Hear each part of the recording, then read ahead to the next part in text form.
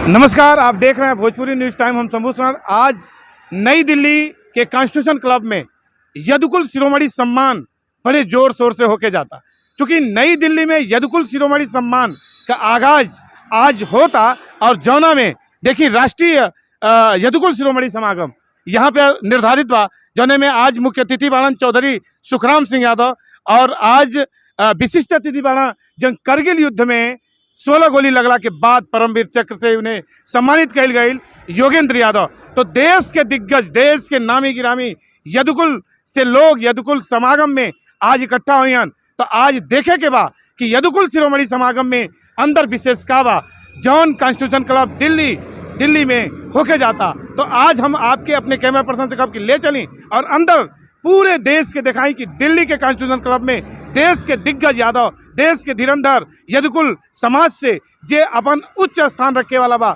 ओकर आज सम्मान बा। तो हम आपके दिखाओ तानी देश में यदुकुल शिरोमणि सम्मान दिल्ली। आज नई दिल्ली में यदुकुल शिरोमणि समागम का आगाज भइल बा, क्योंकि देश के नामी गिरामी लोग, देश के जानी मानी हस्ती और विभूति यहाँ मौजूद बड़ी। देखिए हमारे पीछे, क्योंकि कैमरा के पीछे फ्रेम में यहाँ पे पद्मश्री से सम्मानित एक आयरन लेडी, एक महिला, लौ महिला जेके कहल जा, वो यहाँ पे मौजूद बा, फूलवासन यादव, जे दुनिया के कोने कोने में विश्व के ऊपर अपन पहचान स्थापित कैले बा, जेके देश दुनिया जानेला उनके बेबाकी के नाते, उनके संघर्ष के नाते, उनके सेवा के नाते। आज फूलवासन चूंकि मंच से जब बोलत रही है तो पूरी भीड़, पूरा हाल अश्रुधारा से भर गई है, क्योंकि इनकर जौन बात रहा है, जौन इनकर वेदना रहा है, जौन दर्द रहा है, वो चलकत रहा है। तो स्वागत बा भोजपुरी न्यूज टाइम पे फूलवासन जी। अपने पीछे के जौन कहानी आप कैली, जौन आपके पीछे के दुख दर्द रहलू मंच पे आज छलक गई, जौना के नाते आपके देश की सरकार पद्म भूषण से सम्मानित भी कैलक। तो आए वाले समाज के और बेटिन के आप का प्रेरणा और दे सकेली, जौन अभी और समय जौन बचल बा ओकरे बीच और कुछ ऐसा काबिलियत लाके देश के और गौरवान्वित करी। सबसे पहले मैं भोजपुरी न्यूज को मैं बहुत बहुत धन्यवाद देती हूँ। मेरा काम राजनांदगांव जिला छत्तीसगढ़ नहीं है, पूरे देश में है, क्योंकि आज महिला का जो उत्पीड़न है, जो सबसे ज़्यादा नशा जैसे है, बेटी के साथ बलात्कार हो रहा है, बेटी सुरक्षित नहीं है, ना घर में सुरक्षित है, ना गली में, ना मोहल्ला में, कहीं भी। तो इसलिए मैं आत्म सुरक्षा का, महिलाओं को लकड़ी चलाना, उनको कराटे सिखाना, ये कर रही हूँ। और आर्थिक मजबूत कर रही हूँ, क्योंकि आर्थिक मजबूत होगा तो हमारा समाज मजबूत होगा। मेरा शिक्षा में, स्वास्थ्य में, स्वच्छता में, रोजगार और नशा मुक्त समाज, इसके लिए काम करती हूँ।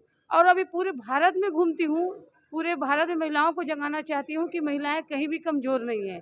हमारा सोच कमज़ोर है कि हम कुछ नहीं कर सकते।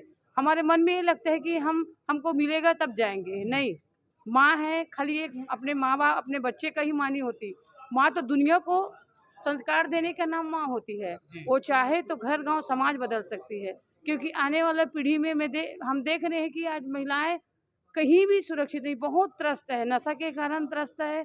कोई परिवार से परेशान है, कोई समाज से परेशान है, कोई गरीबी से, कई प्रकार से महिलाएं परेशान हैं। तो मैं उसको वही कहना चाहती हूँ सभी महिलाओं दीदी को कि आप एक ढाल की तरह, एक तलवार की तरह आगे बढ़िए, क्योंकि आप खुद अपना डर को तलवार बनाओगे, अपने डर को हथियार बनाओगे, तभी समाज में आप आगे बढ़ सकते हो। क्योंकि एक लकड़ी को आसानी से तोड़ा जा सकता है, 15-20 लकड़ी को गट्ठा बांध दिया जाए तो किसी में ताकत नहीं तोड़ सके। अब मेरे पास तो न चप्पल था, न तन में ढंग से कपड़ा था, टुकड़ा करके पहनाती थी, न 2 वक्त का रोटी था, न एक बर्तन था, न घर। लेकिन जिंदगी में मन में ढील, इच्छा शक्ति, लगन और खुद के प्रति विश्वास करके डर को हथियार बना के चले तो दुनिया का कोई भी पावर नहीं जो महिलाएं कोई काम ना कर सके। बिल्कुल एक संगठन की तरह आगे बढ़े और हम सब एक साथ रहे कि ही हमने समाज में, अपने देश में जो बुराई है उनको पूर्ण रूप से दूर कर सके। और हमारा सबसे बड़ा महापाप है गरीबी, उनको पूर्ण रूप से आर्थिक मजबूत करके, रोजगार से जुड़ के हम अपना गरीबी दूर कर सकते हैं। जैसे संघर्ष के जो दिन रहे, जो दुर्दिन के दिन रहे आपके, वो दुर्दिन में सबसे कष्टकारी दिन कौन रहे? ये माँ के लिए सबसे बड़ी कष्टकारी ये है कि वो अपने बच्चे को 2 दिन 3 दिन भूखे प्यासे रखे। माँ कभी नहीं चाहती कि मेरे बच्चे भूखे रहे, क्योंकि माँ वो जन्म देने वाली है जो कई हड्डी के टूटन दर्द को सह के जन्म देती है। खुद अपना हर उम्मीद को मारती है माँ, अपना स्वयं तड़पते रहेगी, लेकिन अपने बच्चे का तड़पना माँ देख नहीं सकती है। और वो है 2-2 3-3 दिन तक भूखे प्यासे रहना, बच्चों के तन में ढंग से कपड़ा नहीं होना, ये माँ के लिए सबसे बड़ी बात है। और दूसरा मैं यही कहती हूँ कि दुनिया में ना ताना मारने वाला चिल्लाने वाला सब होंगे, लेकिन कोई देने वाला कोई नहीं होता, गरीबों का कोई नहीं होता। गरीब को स्वयं एक ढाल बन के आना जरूरी है। माँ कहीं नहीं चाहती कि मेरा बच्चा भूखा रहे, लेकिन मजबूरी ये है कि वो अकेली है। जैसे आदिशक्ति माँ दुर्गा 9 रूप धारण करके महिषासुर दानव को वध कर सकती है, तो हम भी वो एक ताकत बन के, जैसे कुत्ता को पत्थर उठा के मारेंगे तो भगेगा, बिल्ली भी भाग जाती है डर के, काबर के वो अकेली है। मधुमक्खी के छाता में कोई भी इंसान पत्थर मारे तो मधुमक्खी उनके ऊपर हमला करेगी। तो जिंदगी में, समाज में, संगठन में रहना बहुत जरूरी है, क्योंकि संगठन का ताकत दुनिया का सबसे बड़ा पावरफुल है। क्योंकि वो संसद, विधायक, चाहे मंत्री जो भी हो, वो सब जनता समाज ही लाते हैं, तब उन लोग कुर्सी में बैठते हैं। इसलिए सबसे बड़ा पावरफुल हमारा संगठन है।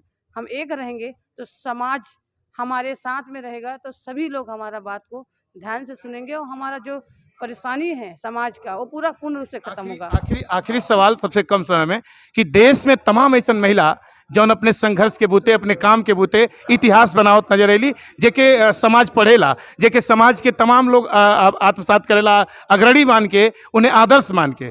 तो आप कभी केहू पूर्व में के जौन महिला जौन देश के लिए, जौन समाज के लिए एक ऐतिहासिक महिला केहू आदर्श रहल कि स्वयं एक इबारत अपन लिखन अपन चल जाते? ये तो स्वयं की इच्छा से ही होता है। स्वयं शक्ति महिलाओं में, सब में है, उनको जगाने की जरूरत है। ऐसे कोई माँ नहीं है कि वो अपना घर का काम ना कर सके। माँ घर को भी चला सकती है और देश को भी चला सकती है। माँ में बहुत बड़ी शक्ति है। हमारा बस यही है कि हमें कमजोर अपने आप को समझते हैं। 3 चीज कमजोरी महिलाओं का है। पहला है कि हमको क्या मिलेगा। जी। हमारा सबसे पहले उनका यही सोच है कि हम घर को छोड़ के जाएंगे, कुछ करेंगे, हमको क्या मिलेगा। ये है हमारा लालच। दूसरा है हमारे पास समय नहीं है। मैं आप लोग को बताना चाहती हूँ, मैं 2:30-3 बजे मैं खाट से छोड़ देती हूँ। 25 साल से कभी मैं 3 बजे के बाद सोई ही नहीं हूँ, क्योंकि समय का हम ध्यान देंगे तो समय हमारा ध्यान देगा। हम सुबह से अपना घर का काम करते हैं, गाय है, बकरी, बहुत सारा दूध बेच के काम करते हैं, तो हम उसका भी काम करते हैं, घर का भी, और हम समाज का सेवा करते हैं। तो समय का ध्यान देना चाहिए। और तीसरा चीज़ ये है कि ज़िंदगी में लाख बनना है, करोड़ बनना है, तो जीरो को लेके चलना है।